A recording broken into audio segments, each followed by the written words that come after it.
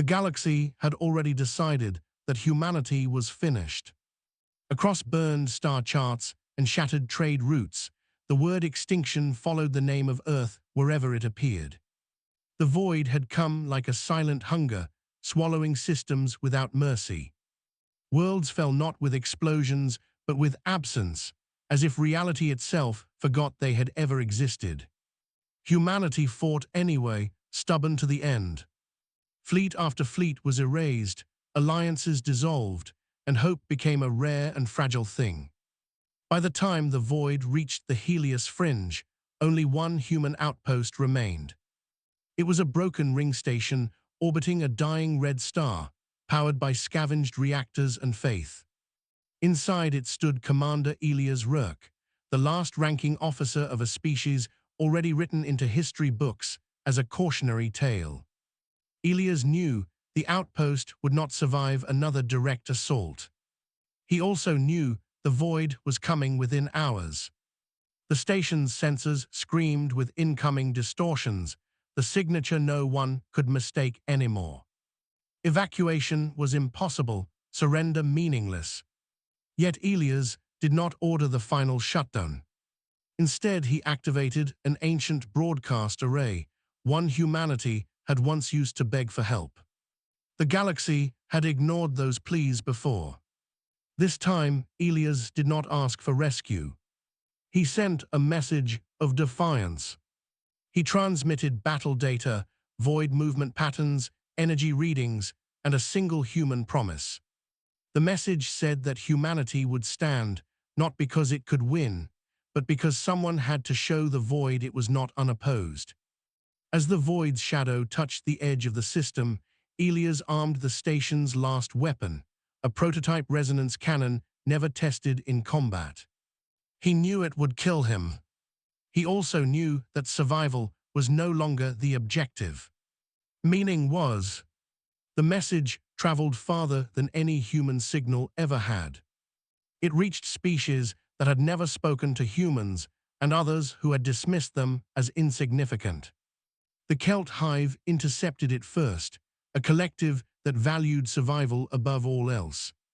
They analyzed the data and dismissed the emotion, but the precision intrigued them. Then the signal reached the Orales Concord, beings of light and harmonic thought. They felt something unfamiliar in the transmission, grief layered with resolve. The warrior clans of Dravex heard it next, a people who respected only strength. They were amused that a dying species still chose to fight. None of them intended to intervene. Then the broadcast ended abruptly, replaced by a final burst of energy readings that made even ancient civilizations pause. Elias fired the resonance cannon directly into the heart of the void distortion. The station was torn apart in the backlash, but for the first time since the void had emerged, it recoiled. Not destroyed, not defeated, but slowed. That single act proved something the galaxy believed impossible. The void could be resisted. Fragments of the data spread rapidly, copied, and translated across cultures. Strategists re-examined lost battles, scientists revisited failed theories. The idea that one human, with no hope of survival, had forced the void to hesitate ignited something dangerous. Hope. The Dravex warlords began to argue among themselves. If a single human could wound the void, what could a fleet do? The Orales debated the ethics of intervention, questioning whether passivity was still moral. Even the Kelt Hive calculated a shift in probability. Extinction was no longer certain, merely likely. And likely was something the galaxy knew how to fight. No official declaration was made at first. Ships simply began to move. Orales light vessels repositioned near threatened systems. Dravex battle cruisers emerged from hyperspace where none expected them. The Kelt Hive redirected entire swarms toward void incursions. They did not call it an alliance. They called it efficiency, honor, or balance, depending on who spoke. Yet all of them referenced the same data packet, labeled in countless languages with a human name. Elia's Rook. Humanity had left behind more than ruins. They left behind proof. When the void advanced again, it no longer faced isolated prey. It encountered coordinated resistance. Different technologies, philosophies, and weapons converged into a chaotic but effective defense. Losses were severe, victories small. But every system delayed the void's advance. Stories spread among civilian populations. They spoke of the human who stood alone, so others would not have to. Statues were carved on worlds that had never seen a human face. Songs were sung in frequencies humans could never hear. The idea of humanity evolved from weak and short-lived to something far more powerful. A symbol. Years passed, measured differently by each species. The void adapted, but so did the alliance. Human data became the foundation of new weapons and strategies. What humanity lacked in longevity, they made up for in creativity and refusal to yield. The alliance learned to fight asymmetrically, striking, withdrawing, surviving. For the first time, the void began to lose territory. Not retreating, but fragmenting. Scholars debated whether the void could feel fear. Soldiers did not care. They cared that it bled reality now. In the heart of the Galactic Council, a proposal was made that once would have been unthinkable. To rebuild humanity. Genetic archives recovered from ruined Earth were shared. Human culture was studied not as a relic, but as a blueprint for resilience. Some species even volunteered to raise the next generation of humans. Not as masters, but as guardians. The legacy of Elia's Rook had grown beyond sacrifice. It had become a rallying point. When the void was finally sealed beyond the rim, no single species claimed victory. The alliance disbanded quietly as it had formed. Yet the galaxy was changed forever. On countless worlds, the story of the final human stand was taught to children. They learned that courage did not require certainty of survival. Only conviction. Humanity returned slowly, reborn among the stars they once barely touched. They were no longer alone. Whenever a new threat emerged, records would be opened. And someone would repeat the lesson Elia's Rook left behind. That even in extinction, a single stand could inspire a galaxy to rise. Long after the void was sealed beyond the rim, its shadow still lingered in memory. Peace did not arrive as silence, but as vigilance. The galaxy had learned that survival was never permanent, only defended. New generations grew beneath alien skies, studying histories once dismissed as legend. Among them were the children of humanity, born not from Earth, but from promise. They were raised by many hands, Kelt nurturers, Orali's mentors, Dravex sentinels. Each species taught the humans differently. Efficiency, harmony, strength. Yet all of them taught the same story. They spoke of the last human who stood alone at the edge of existence. Not as a martyr, but as a spark. Human children learned early that their species had not been saved by power. It had been saved by choice. Across rebuilt systems, academies displayed the final transmission of Elia's Rook. Not the words, but the moment of silence before the cannon fired. That pause became sacred. It represented the instant where fear was acknowledged and defied. As humanity matured among the stars, something unexpected happened. They did not seek dominance. They sought connection. Human diplomats became bridges between cultures that still mistrusted one another. Human engineers combined incompatible technologies because they refused to accept that limits were final. Veterans of the Void War noticed something unsettling and inspiring. Humans charged forward not because they were fearless, but because fear no longer controlled them. when minor incursions appeared at the edge of known space, remnants of things that echoed the void. It was often human crews who volunteered first, not out of recklessness, but recognition. They understood what it meant to stand when retreat was easier. The galaxy watched closely, wondering if the lesson of Elia's work would endure or fade. Then came the first crisis that truly tested the inheritance. A fracture in space opened near the Helios fringe, the same region where the final stand had occurred. Sensors detected familiar distortions, weaker than the void, but unmistakable. Panic rippled through trade lanes and councils alike. Old species hesitated, remembering the cost of the last war. Human representatives did not hesitate. They requested a single fleet, not massive, not overwhelming. Just enough to stand. As ships gathered, bearing symbols of dozens of worlds, a human commander addressed them. She did not promise victory. She promised presence. Her final words echoed across the fleet. We stand so the galaxy remembers it is not helpless. And as the fleet entered the fracture together, the stars bore witness once more. Not to the end of humanity, but to what humanity had become.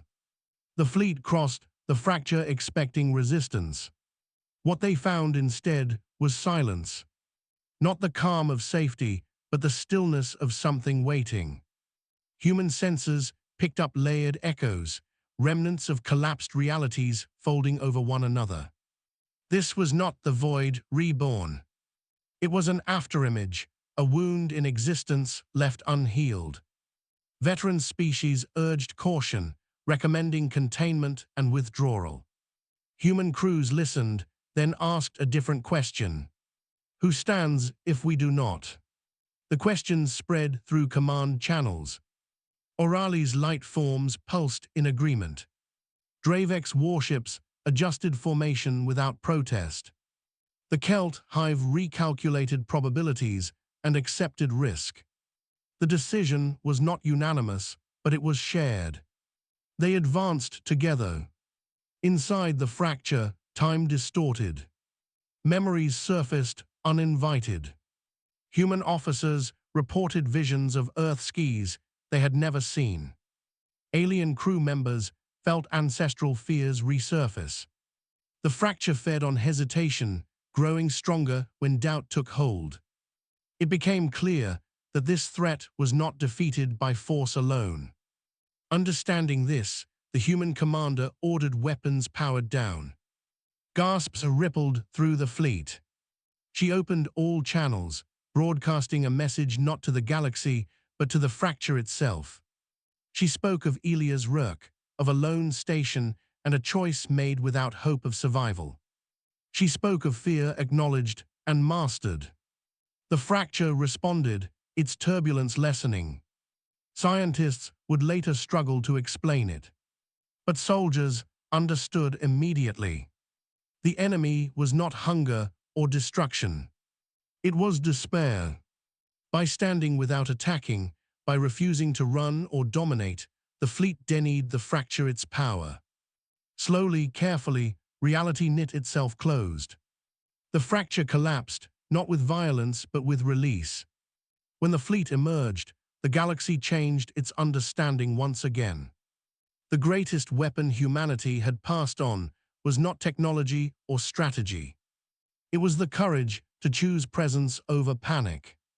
In councils and classrooms, the event was recorded as the second stand. Not because it mirrored the first, but because it honored its spirit. Humanity was no longer remembered as the species that died, nor even as the species that inspired an alliance.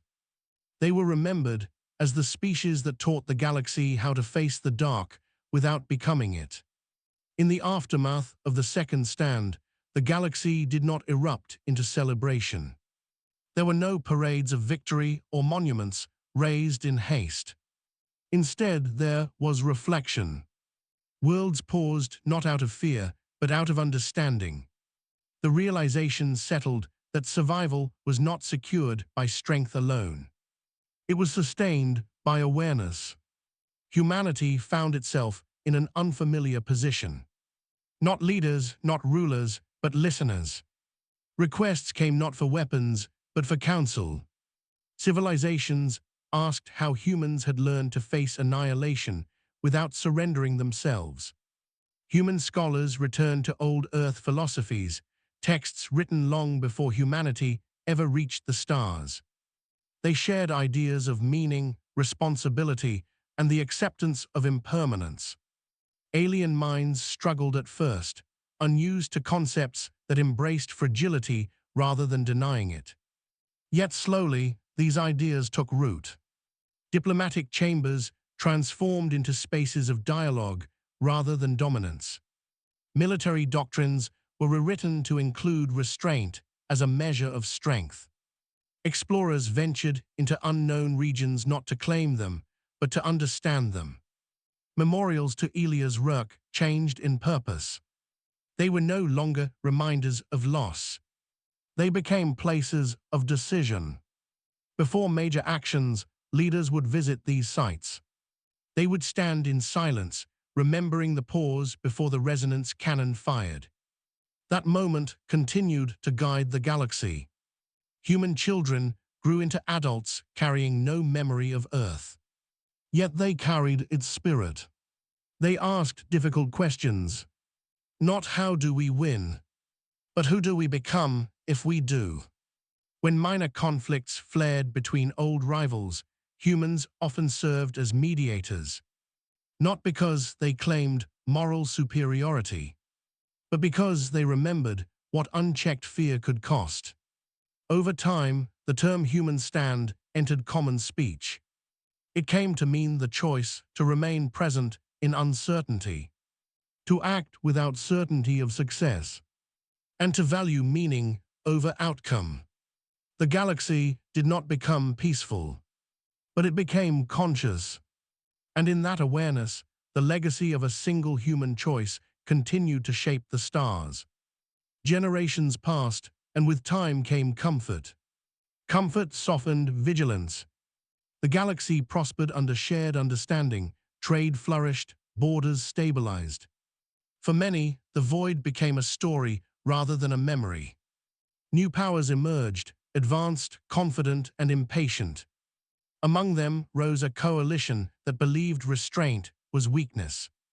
They argued that the galaxy had survived because of strength, not reflection. Human mediators warned that this thinking had once nearly ended everything. Their words were received politely and ignored.